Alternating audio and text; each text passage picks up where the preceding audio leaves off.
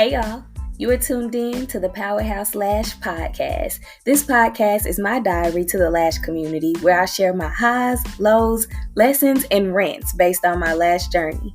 My heart is to share the reality of what it's really like to build a lash business, and I hope this episode helps you feel seen, validated, educated, humored, and makes your lash journey a little bit easier. I'm your host, T the Brand, and I'm glad that you're here. Now, let's get to it.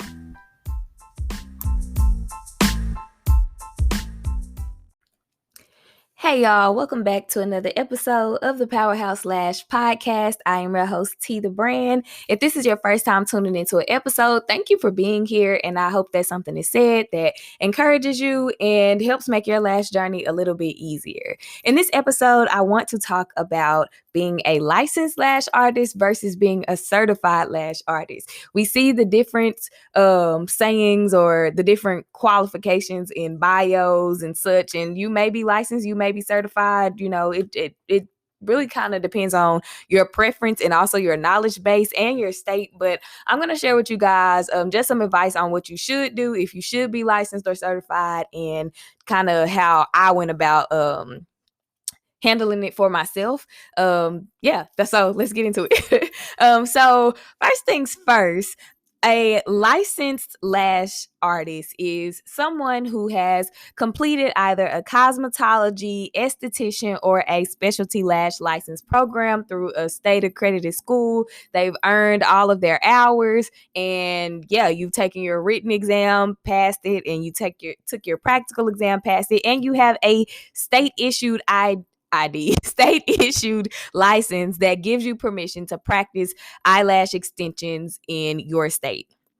Some states require you to be licensed, and in the state of Texas, which is where I'm located, it is a requirement that you are a licensed lash artist. To practice with only a certificate is illegal here. So a certified lash artist is anyone who has taken a lash training, either trainings through a school or trainings through a independent lash artist. And this is just for you to learn the skill, and you get a certificate from that artist saying, hey, such and such completed their training for classic volume hybrid lashes with whatever their lash company or business may be. And that's just that. It just lets people know that you have taken a training, and you kind of might know what you're doing. And no shade on the kind of might. It's not a license, and the only difference between a license and a certification is the state approval. There it is. The state approval for you to be able to practice license. Now, some states don't require you to have a license. I know Atlanta, you don't have to be a licensed lash artist. And then in other states, you don't have to be licensed as well. But I would just say, if you're not sure, look into your state requirements for cosmetology practices and see if that's a requirement or not. If it is, go to school, get the license, and if it's not, keep doing what you do. You ain't got to worry about that. So for anybody who is looking to become licensed, I'm going to share my journey and how I went about it. So I started off lashing as a certified lash tech. I did not have a license before I started taking models, taking clients, and accepting payment for the services that I was doing. I took my lash training in August of 2020, and I didn't enroll into cosmetology school until October of 2020. So from August to October, I was consistently practicing, consistently lashing on humans. And then once I started cosmetology school, it kind of helped me, and it was kind of a little coverage for me. So when you enroll in a cosmetology program, you receive a permit, and this permit allows you to practice your skill on people, on models. It allows you to practice, and you're covered by your school. So that permit just made me feel more comfortable lashing, because I wasn't just lashing with a certificate anymore. So after I completed cosmetology school, of course I took my exams, I became licensed. But I would recommend to anyone to do a certification, take a training before you go into cosmetology school, and here's why.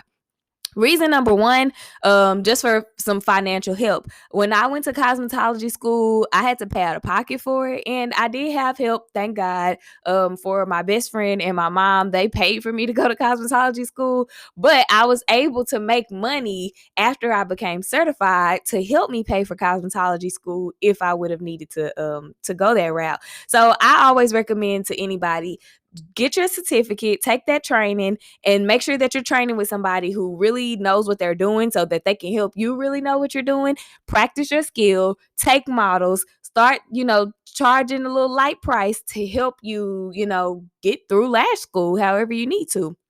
So that's just my advice on that for finances. Another reason why I say take a certification before going to cosmetology school is because of just skill. So when you're in cosmetology school, they are not teaching you all of the finesse about lashes. They're not teaching you just really hands-on and showing you all the tips and tricks and, oh, this is how you make a wispy set. And I mean, they may in some schools, but I'll say at least the school that I went to and so many other schools that are in my city where I've talked to other lash artists who are licensed and, well, obviously went to school they're licensed, but who went to different schools in the surrounding area. Like, we don't learn a lot of stuff about doing lashes in school. So your training, take that training so that you can learn how to do styles and do sets that people are actually going to want to book so that you can start to grow your clientele. When I trained, I did not, I didn't have enough knowledge after my training. So I struggled a lot through the lash industry. I mean, through my beginner, time, year, whatever, as a beginner lash artist, because I was just figuring it out. I had to figure out retention stuff. And yeah, there's YouTube, but YouTube don't be really having a whole lot of good information. Let me not say that because that's not true.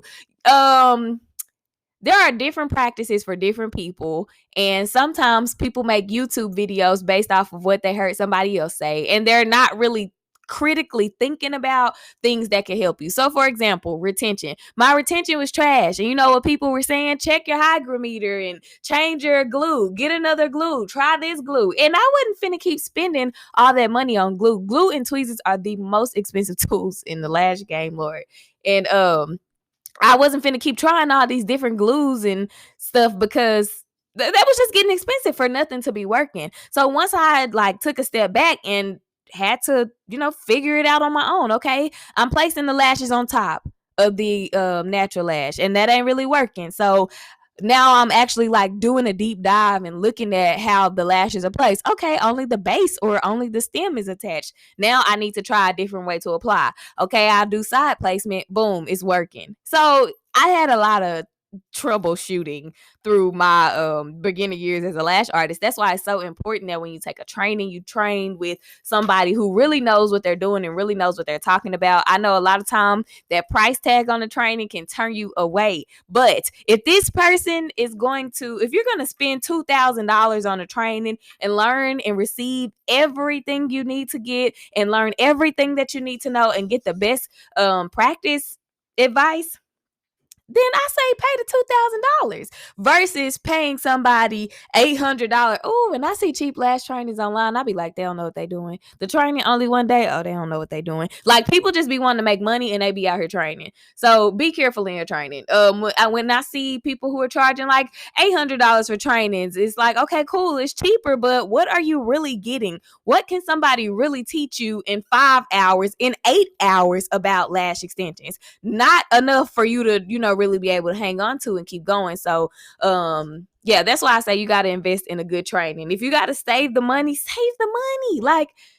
Yeah, we're getting off subject, but yeah. So it really just depends on what your state requires. Definitely take the training so that you can be able to do all of the things when you are trying to get clientele and, really build your lash skill. Because again, school is mostly about state boards and sanitation, disinfection, and all of the things in, I guess, a more state requirement if you're going to run a salon kind of business, or in infection control. They don't need you. Nobody needs eye diseases spreading around. So there's a lot of focus on infection control and things like that, and less about finesse with your lash extensions and with your lash set. So I highly recommend, if you don't know if you need a license or a certification, again, check out your state board recommendations for cosmetologists. And if you need the license, do what you got to do to get it. If you really believe in your business, you will. That's why I went to cosmetology school, not because I was scared TDLR was gonna pop up in my living room on me. It was because I really believed in my business, which was crazy because I wasn't even planning to. This was supposed to be like a little side hustle, not my whole life and career. It's wild. But I believed in it still. And I just wanted to legitimize what I was doing. And I'm just the type of person, if I'm going to do it, I'm going to do it. So a certificate is cool, but I know a license is required. I can get a license. I can go to school. Like that. That's what we did. So that's my advice to you guys. I hope that this episode was helpful. Shout out to all of the artists, certified and licensed lash artists. Like, do what you got to do and stay out of trouble. Make your coins, build your clientele, and make the decisions that's best for you. And if you live in a state that requires a license, go to school and get the license. And that's just that on that. I will see y'all in the next episode.